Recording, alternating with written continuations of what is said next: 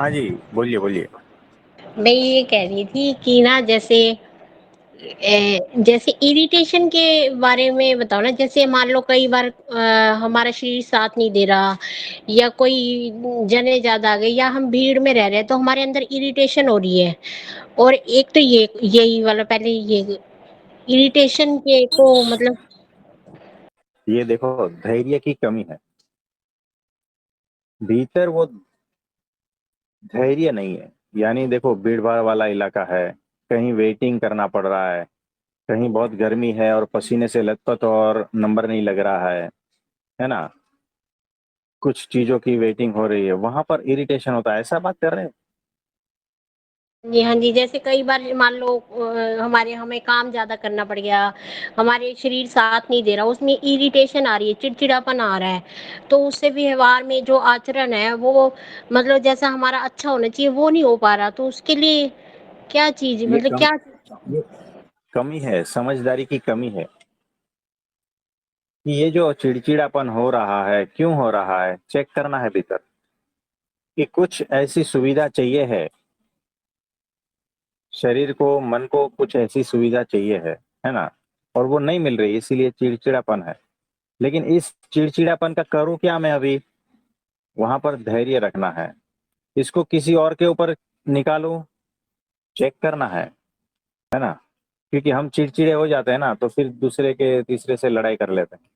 ये छोटी-छोटी बातें हैं। चिड़चिड़ापन जो है ना, ये धैर्य की कमी दिखा रहा है। तो ऐसा कोई हमारे ऊपर बोले जा रहा है और हमारा सुनने का मन नहीं है, फिर भी वो बोल रहे हैं, तो भी मतलब ये चीज़ हो जाती है चिड़चिड़ापन कहीं न कहीं, फिर एक का दूसरे पर निकल जाता है।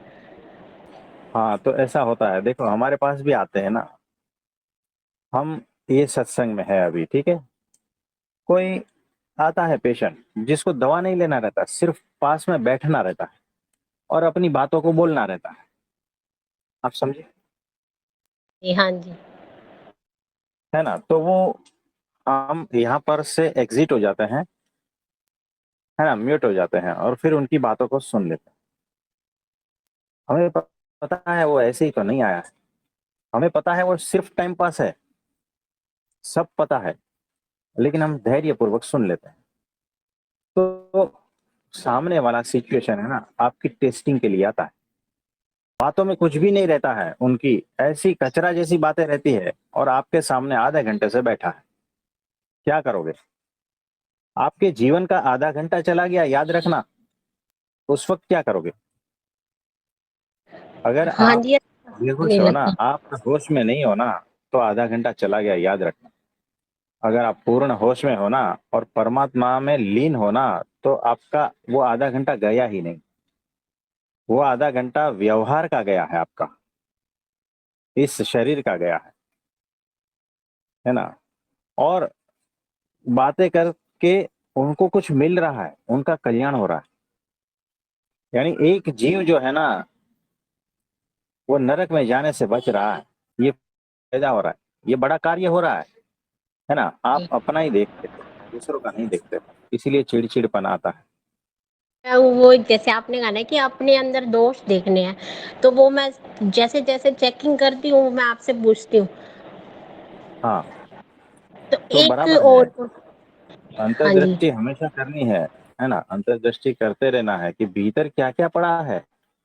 टॉर्च लेकर जाना है, एक-एक चीज़ को देखना है। ये है, ये है, ये है, कितना-कितना कचरा पड़ा है रूम में। हाँ, ठीक है। एक-एक को चुन-चुन कर बाहर निकालना है, उसके ऊपर कार्य करना है। जितना पुरुषार्थ करना है वो पूरा लगा देना है 100%। बाद में उनकी कृपा हो जाएगी, है ना? तो ये तो करते रहना है, निरंतर चेक करना है भीतर कि कहीं कोई दोष तो नहीं है। बात और जैसे मेरे को किसी ने कह दिया कि कहीं पे 12:30 पहुँचना है। मेरे को नहीं हाँ, मतलब किसी और पर्सन ने 12:30 बजे जाना है घर से। तो हाँ, वो उनको मैं एक आधी बारी जैसे बोल देती हूँ, तो वो गुस्सा करते हैं और वो कहते हैं कि मैं अपने हिसाब से अपना काम कर रहा हूँ, पर मेरे मन में हलचल रहती है। तो वो चीज़ के लिए मेरे को बाद में लगता है कि तू क्यों बोलती है? तू चुप रह। फिर मैं बोल देती हूँ। ये चीज़ तो मेरे वो मन में देखो हलचल करती है। कैसा है, ये चिंता है। चिंता करना ठीक है, कभी-कभी ओवर चिंता होती है। और वो चिंता इसीलिए होती है कि सामने वाले पे विश्वास नहीं आता ना, कि ये 12:30 को पहुंचेंगे या नहीं, ये विश्वास नहीं है। और उसके बाद में परिणाम कुछ उल्टा ही आता है, अगर वो नहीं पहुंचा तो उसको तो पड़ी नहीं है, उसको तो कोई फिक्र नहीं है, लेकिन सारी जिम्मेदारी हम पर आ जाती है, ऐसा भी होता है, तो ज्यादा फिक्र होती है।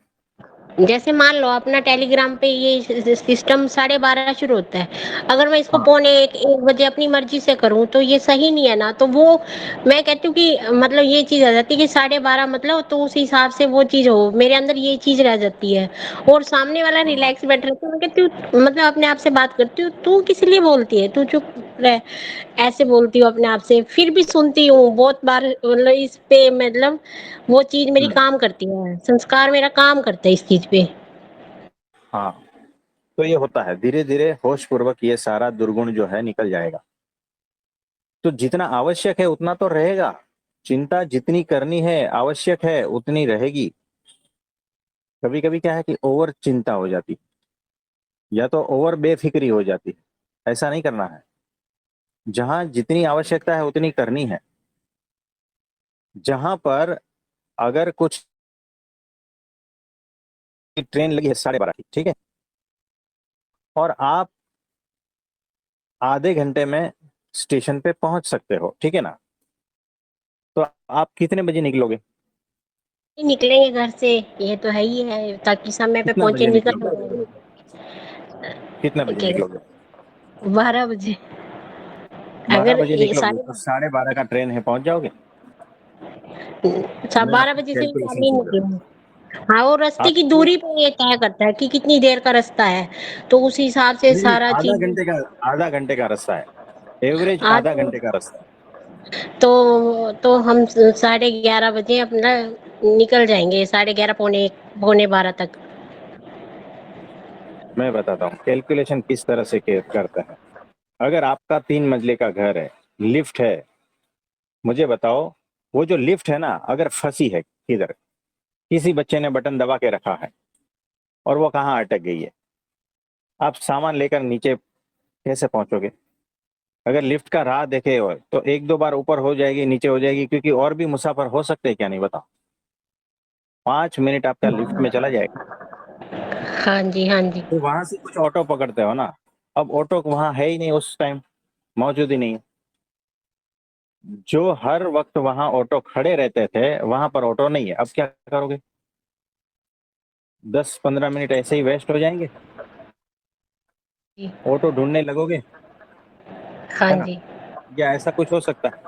अब रोज रास्ता साफ होता है, लेकिन आज ट्रक का पंचर हो गया है और वो ट्रक ने पूरा रास्ता ब्लॉक करके रखा है, अब क्या करोगे? या तो ऑटो को घुमाना पड़ेगा, दूसरी शहरी से लेके जाना पड़ेगा, है ना? कुछ ना कुछ तो करना पड़ेगा, क्योंकि बहुत सारे विघ्न आ सकते हैं ना। आपका आधा घंटा तो वैसे ही चला गया, और अब आपके भीतर क्या होगा? ट्रेन छूट न जाए, ट्रेन छूट न जाए, ट्रेन छूट न जाए, है ना? एंजाइटी, फ्रस्ट्रेशन आता है ना। तो ये है, अब प्लेटफॉर्म पे पहुंचे, वो एस्केलेटर जो है वो किसी ने बंद करके रखा, क्योंकि यहाँ पर सड़ी करने वाले जो है ना लोग बहुत ज्यादा होते हैं। कोई भी कुछ भी बटन दबा सकते हैं, है ना? सामान लेके इधर से वो प्लेटफॉर्म, उधर से वो प्लेटफॉर्म, उस उतने में अनाउंस हो गया कि आज ये प्लेटफॉर्म वाली गाड़ी उस प्लेटफॉर्म से जाएगी। अब एक साथ में पूरी ट्रेन के जो मुसाफिर है भागने लगेंगे, क्या नहीं? सामान लेकर चढ़ने लगेंगे, ब्रिज पूरा ब्लॉक हो जाएगा, है ना? फिर आप अपना डब्बा ढूंढोगे, पता है, होता कभी है। पीछे चले गए, कभी आगे चले गए। ट्रेन में भी ऐसा होता है, कभी डब्बा है ना परफेक्ट नहीं होते हैं। हाँ जी। जो B1 है वो हर टाइम आगे होता था, ये टाइम पीछे लगा दिया उन्होंने, है ना? तब क्या करोगे? तो अगर आपके पास गूगल से भी इंफॉर्मेशन पक्की है ना, फिर भी एक्चुअल सिचुएशन में जाते हो ना, वहां कुछ गड़बड़ हो सकती है। हर टाइम ट्रेन लेट आती है, लेकिन इस टाइम ट्रेन टाइम पे आ गई। तो आपने सोचा था कि 10-15 मिनट लेट होता है तो वो तो ट्रेन लेट ही रहती है, लेकिन आज टाइम पे आ गई, अब क्या करोगे? आपका कितना समय कहाँ कहाँ बर्बाद होता है, पता है? और समझो आपने टिकट नहीं ली है और वहां जाके टिकट लेनी है, तो वहां पर लंबी भीड़ है, क्या करोगे? तो ये सारी छोटी छोटी चीजों को होश पूर्वक देखना है, कैलकुलेशन करना है ना? और इसकी चिंता होनी चाहिए। आप बेफिक्रे से ऐसा नहीं कह सकते कि भाई बस चलो चल गए, ऐसा ऐसा नहीं होता है। हर चीजों की फिक्र करनी है, तो जितनी आवश्यक है उतनी फिक्र करनी है। आप समझे? हाँ जी, हाँ जी। एक बात और, मेरा ना जैसे कोई खा रही हूँ ना खाना, जैसे कुछ भी खा रही हूँ, तो ना हाँ मेरा का ना खाने के प्रति ना होश बढ़ रहा है। जैसे वो खा रही हूँ तो वो हलचल, या कभी खड़े होके जैसे कभी खा रही हूँ या कुछ भी ऐसा हो रहा है ना, तो वो मेरे को ना दिख रहा है। जैसे कोई चीज़, अब जैसे मान लो दूध से बनी रिलेटेड चीज़ है, जैसे दही जमाई, तो वो हल्की-सी मलाई रह गई, वो मैं खा गई। फिर जब खाई, तो मैंने सोचा ये तो दूध से बनी चीज़ थी, तब मैंने अपने आप को हल्का-सा हिट किया और फिर मेरे को होश आया।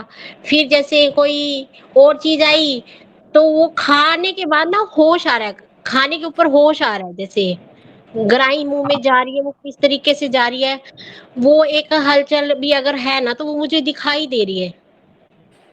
तो अच्छी बात है, ये होश पूर्वक रहना है, सावधानी पूर्वक रहना है। लेकिन इस होश का करोगे क्या? तो हर होश को परमात्मा से जोड़ना है ना, कि इससे मुझे, मैं वहां जा रही हूँ, वहां पहुंच रही हूँ जहां परमात्मा है। हाँ, तो सिर्फ चीजों के ऊपर होश काम नहीं करेगा, लेकिन वही होश वो परमात्मा के रास्ते लगा देना। तो होश पूर्वक देखो, होश पूर्वक यानी चौकन्ना। हमने कहा था ना हिरन, है ना?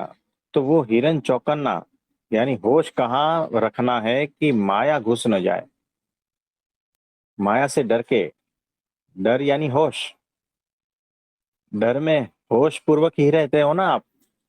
तो उस तरह से लेना है। इसकी प्रैक्टिस ठीक है, आप ये जो कर रहे हो प्रैक्टिस बराबर है, लेकिन उसको वहां तक ले जाना है। प्रभु जी प्रणाम। हाँ जी, प्रणाम, बोलिए बोलिए। प्रभु जी, मेरा ये प्रश्न है कि हमारा वो थॉट्स आना कब बंद हो जाएंगे? ये आप तो थोड़ा सा जागृत हो गया है, फिर भी वही पहले वाला थॉट्स आते रहता है। मतलब पुरानी मेमोरी का थॉट्स आते हैं। जी जी जी। मतलब पास्ट में कुछ हो गया, किसी ने कुछ बोल दिया, कोई घटना घट गई, उसके बारे में चिंतन मनन चालू रहता है। जी प्रभु जी, जब खाली रहते हैं तो वही चलता है कि बचपन से क्या करके आया है, स्कूल में क्या करके, हाँ, कॉलेज में क्या करके आया है। ये थॉट्स आना जरूरी है।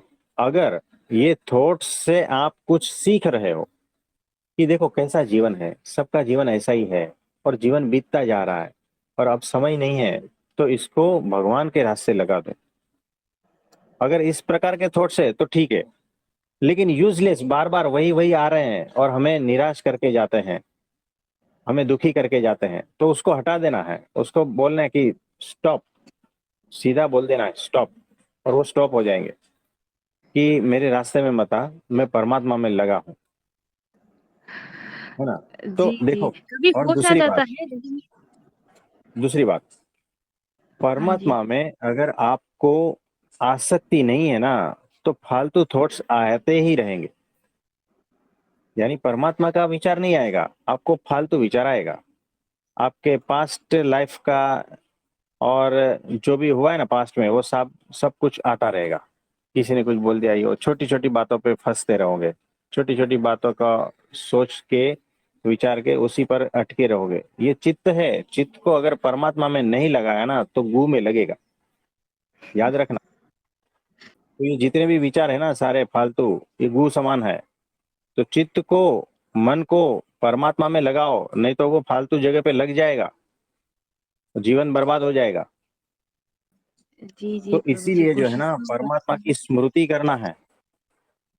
अभी जो मुकेश भाई से जो बात हो गई, वो उसी के बारे में थी कि परमात्मा की हमेशा स्मृति कैसे रहे, ताकि फालतू विचार ना आए। हर वक्त वही विचार, हर वक्त वही भाव, परमात्मा का ही भाव। अभी कल वो बहन जी से बात हो गई थी कि महान स्वामी जी के दर्शन से आए हैं और उसके बाद में उनकी स्थिति ये है। तो उनको हर पल परमात्मा का ही ख्याल है, उनकी ही एनर्जी काम कर रही है, उनके बारे में ही सोच रहे हैं। तो जो मायावी जीव है उनको मिलने का भी उनको अच्छा नहीं लगता, तो फालतू विचार कैसे आएंगे उनके जीवन में? नहीं आएंगे। तो जहां पर खालीपन है ना वो भरेगा। माइंड अगर खाली है, आप चुपचाप बैठे हो घर में, तो वो भरना है। तो अगर प्रयत्न पूर्वक भगवान से नहीं भरोगे ना, तो सहजता पूर्वक कीचड़ से भर जाएगा। याद रखना, प्रयत्न पूर्वक अपने मन को भगवान से नहीं भरोगे तो सहजता पूर्वक कीचड़ से भर जाएगा। कुछ समझे? जी। हाँ तो जी। आपको प्रयत्न पूर्वक भगवान से भरना है उसको। हमने कहा प्रयत्न पूर्वक, सहजता से नहीं भरेगा। अभी अभी शुरुआत है, अभी प्रयत्न करना पड़ेगा। फिर एक समय जी। ऐसा आ जाएगा कि वो जो कल बहन जी से बात हो गई है ना, उनके जैसा सहजता पूर्वक परमात्मा से भरता जाएगा।